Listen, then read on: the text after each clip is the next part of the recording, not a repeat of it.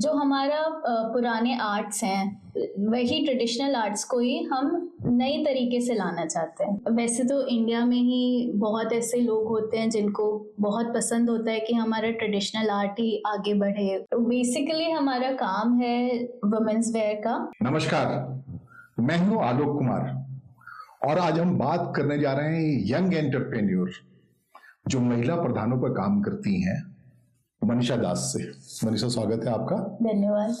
और ये बताइए क्या काम कर रही हैं आप? महिलाओं के परिधान पे आप कुछ काम कर रही हैं। पहले नोएडा में थी, आप बेस था, और अब राजकोट चली हैं, गुजरात। तो आपको कैसा क्या है, आपके आइडियाज क्या हैं और क्या करने वाली? बेसिकली हमारा काम है वुमेन्स वेयर का। ब्रांड का नाम है इंडियन मैटनी। और हम एक तरीके का, जैसे इंडिया में कई तरीके की हमारी टेक्सटाइल्स हैं और आर्ट हैं, तो हम चाहते हैं कि हम उस आर्ट को थोड़ा जिंदा रख के अपने न्यू उसमें आइडियाज इनकॉर्पोरेट करके और फिर वो वुमेन्स वेयर में हम लाएं। न्यू आर्ट जैसे आप कह रही हैं, तो पुराने आर्ट्स जैसे मिथिला आर्ट है या बहुत सारे इलाकों में आदिवासियों की कलाकृतियां हैं, गुजरात में भी है और झारखंड है या बंगाल में है या फिर मिथिला या बहुत सारे इलाके में अपने ट्रेडिशनल आर्ट्स हैं, उसको उन सब चीजों को आप लाना चाहती हैं वुमेन्स वेयर में या कुछ और?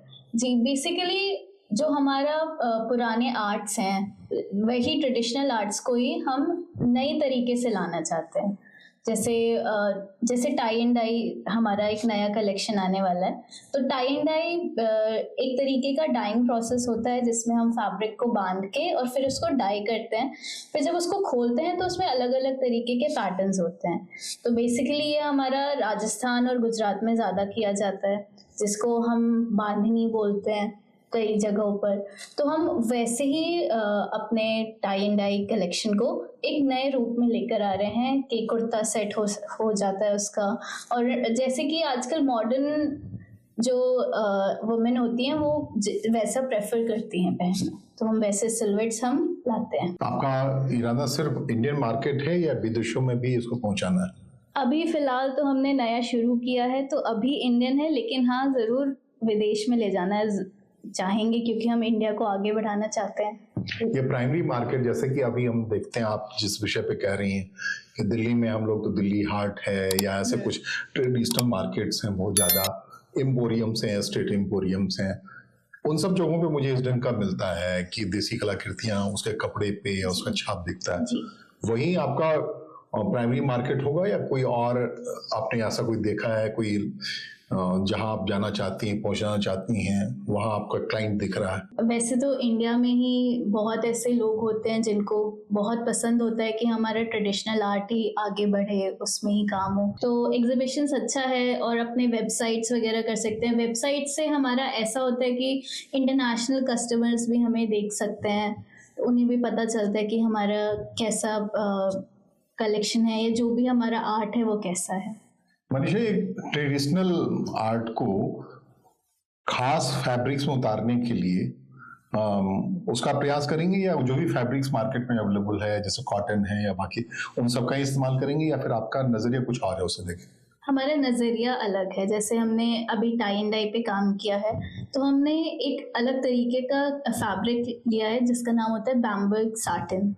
तो वो एक तरीके का कॉटन फाइबर से ही बनता है, लेकिन वो फैब्रिक इतना मतलब सिल्की एंड स्मूथ होता है कि वो आपको पहनने पे एकदम फील नहीं होता है। तो मार्केट में अब कई तरीके के फैब्रिक्स, जैसे नेचुरल फैब्रिक्स भी अब कई तरीके के आ गए, जैसे बैम्बू का फैब्रिक आता है, हेम्प का फैब्रिक आता है। तो अलग अलग तरीके के हम चाहते हैं कि हम उसको इनकॉर्पोरेट करें अपने कलेक्शंस में। ये इरादा क्यों बना आपका कि बिल्कुल डिफरेंट किया जाए?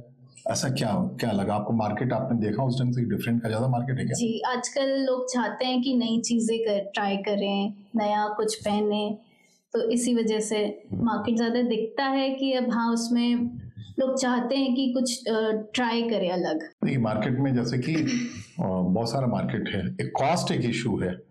जैसे आप लोग यंग हैं और जो फैशन इंस्टीट्यूट से बाकी जगहों से निकली हैं, तो आपके क्लाइंटेल में महंगे लोग होते हैं। क्या कॉमन लोगों के लिए भी आपका कॉस्ट होगा या क्या है उसमें? जी, ये हमारा हर कलेक्शन पे डिपेंड करता है। जो हमने पिछला कलेक्शन निकाला था वो एकदम बजट फ्रेंडली कलेक्शन था, बट अब हम जो काम कर रहे हैं वो थोड़ा प्रीमियम कलेक्शन है, तो वो थोड़ा कॉस्ट इफेक्ट तो हर कलेक्शन पे आ जाता है कि मेरा किस कलेक्शन में कितना प्रोसेस लग रहा है। जैसे टाई एंड डाई करवाने का अलग प्रोसेस होता है, फिर उस पर डिटेलिंग करवाई है तो वो अलग प्रोसेस होता है, तो वो हर कलेक्शन पे डिपेंड करता है कि मेरा बजट फ्रेंडली बन रहा है या थोड़ा प्रीमियम कलेक्शन बन रहा है। बट मार्केट हम दोनों टारगेट करते हैं कि हम दोनों को केटर कर सकें। पिछला अनुभव कैसा रहा आपका जब आप बजट फ्रेंडली लेके आई थी तब? पिछला अनुभव हमारा अच्छा रहा क्योंकि वो हमारा पहला कलेक्शन था, उस हिसाब से बहुत अच्छा रहा। अपन कितने सालों का अनुभव है इस फील्ड में, कितने दिनों तक आपने किया है काम? पहले मैं एक्सपोर्ट हाउस में हेड डिज़ाइनर थी 5 साल के लिए, तो हाँ 5 साल का एक्सपीरियंस है मुझे।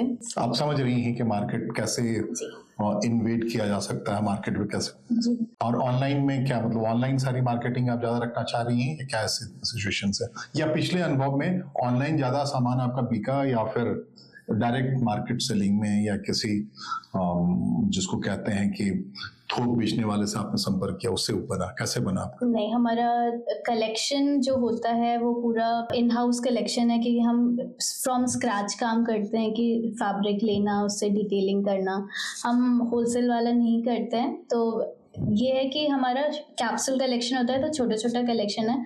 उससे ये है कि अभी तो मेरा mouth to mouth, word to word वाला काम है कि किसी से पता चला कि हाँ उनका अच्छा है तो उन्होंने हमसे खरीदा, तो अभी ऐसा है। बट हम इसको ऑनलाइन ही करना चाहते हैं ज़्यादा, प्लस एग्जीबिशंस जो होते हैं तो हम उसमें भी इसको शोकेस करना चाहेंगे। मनीषा, हम लोग 2024 के आखिरी दिनों में बात कर रहे हैं और यंग है आप, आपका नजर साफ होगा, लंबी दूरी तक आपको लगता है कि जिस तरीके से आप बढ़ रही हैं, कब तक मार्केट में एक सिग्नेटरी के तौर पर आ जाएंगी आप? ये कहना तो मुश्किल है, बट हाँ 1-1.5 साल के अंदर मोस्ट प्रोबेबली हमारा अच्छा होना चाहिए, क्योंकि लोगों को हमारा पहला कलेक्शन अच्छा लगा और अब जो प्रोसेस में है तो होपफुली वो लोगों को और ज्यादा पसंद आए। तो इस वजह से मैं अनुरोध करूंगा कि जो दर्शक देख रहे हैं आपके पहले कलेक्शन को देखें और आपके जरिए हम उपलब्ध करा पाए, और ढेरों शुभकामनाएं आने वाले भविष्य के लिए। और आपका नजर बिल्कुल साफ है, 1-1.5 साल में दुनिया मनीषा दास को एक बेहतरीन फैशन डिजाइनर के तौर पर देख पाएंगे। धन्यवाद।